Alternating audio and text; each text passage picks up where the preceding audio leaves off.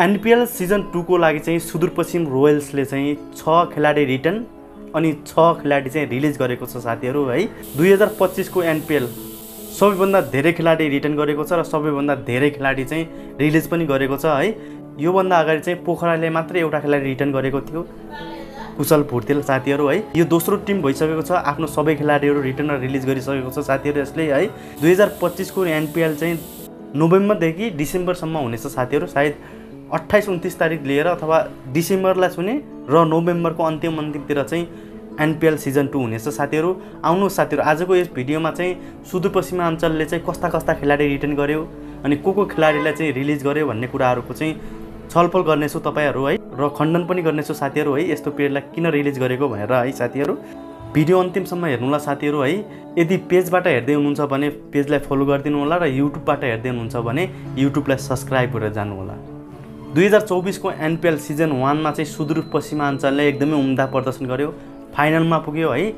फाइनलमा चाहिँ जनकपुर बोल्टसँग हारेर चाहिँ एनपीएल सिजन 1 को चाहिँ उपविजेता भन्दै चित्त बुझाएको थियो है। दिपेन्द्र सिंह ऐरी एनपीएल 2024 का उत्कृष्ट खेलाडी जसले कार पाएका थिए साथीहरू है। सुदूरपश्चिमाञ्चलको चाहिँ प्रदर्शन देखेर सबै मोहित भइसकेका थिए कि साथीहरू यसले 2024 को चाहिँ एनपीएल सिजन 1 जित्छ भन्ने सबैको मनमा लागेको थियो है। जनकपुर बोर्डलाई चाहिँ लगातार 2 म्याच हराएको थियो अगाडि है, त्यसपछि अन्तिम फाइनल म्याच मात्र जित्न सकेन है। सायद श्रीलङ्काका खेलाडी हुन् कि क्या हो है, उनले चाहिँ यस्तो राम्रो प्रदर्शन गरे कि जनकपुर बोर्डलाई चाहिँ जिताइदिए साथीहरू है। सुदूरपश्चिमाञ्चल रोयलले 6 खेलाडी रिटर्न गरेको छ, जसमा दिपेन्द्र सिंह ऐरीको नाम पक्कै हुने हो है, यी त मेन खेलाडी भइहाले। दोस्रो भनेको आरिफ शेख, अहिले चाहिँ स्कटल्यान्डको टुरमा गएका छन्, उनको प्रदर्शन एकदमै उम्दा छ है। नरेन साउन्ड एकदमै, ईशान पाण्डे, विनोद भण्डारी र अविनाश बोहरालाई चाहिँ रिटर्न गरेको छ सुदूरपश्चिमाञ्चल रोयलले। 2024 को एनपीएलमा पनि यी 6वटा खेलाडी सबैभन्दा चलेका थिए साथीहरू है। एकदमै राम्रो बन्नेवाला छ यसपालिको सुदूरपश्चिमाञ्चल रोयल पनि है साथीहरू। त्यसपछि 6वटा खेलाडी रिलिज गरेको छ है साथीहरू। अर्जुन कुमारलाई किन रिलिज गर्यो होला क्या, ल भन्नुहोस् त साथीहरू। एउटा यस्तो खेलाडी जो नेपाली क्रिकेटमा उम्रिँदैछ भर्खर है, त्यस्तो खेलाडीलाई चाहिँ रिलिज गर्नु भनेको चाहिँ एकदमै नराम्रो साथीहरू है।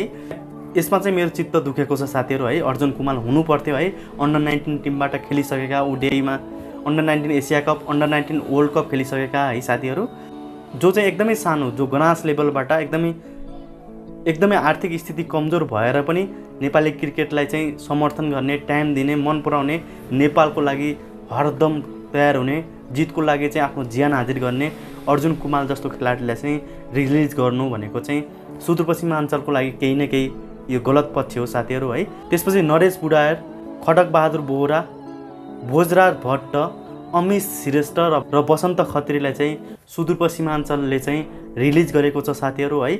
अब यी 6 खेलाडीको ठाउँमा चाहिँ अरू पनि ल्याउन सक्छ सुदूरपश्चिमाञ्चलले है साथीहरू। यसपालिको एनपीएल चाहिँ नोभेम्बरदेखि डिसेम्बरसम्म हुनेछ साथीहरू है। नोभेम्बर लास्टदेखि डिसेम्बर चाहिँ फर्स्टसम्म चाहिँ एनपीएल सिजन 2 हुनेछ साथीहरू। एनपीएल सिजन 2 2025 मा पनि 8 टिमले सहभागी दिनेछन्, जसमा चाहिँ खेल खेल्ने शैली पनि सेम 2024 को जस्तै हुनेछ साथीहरू है।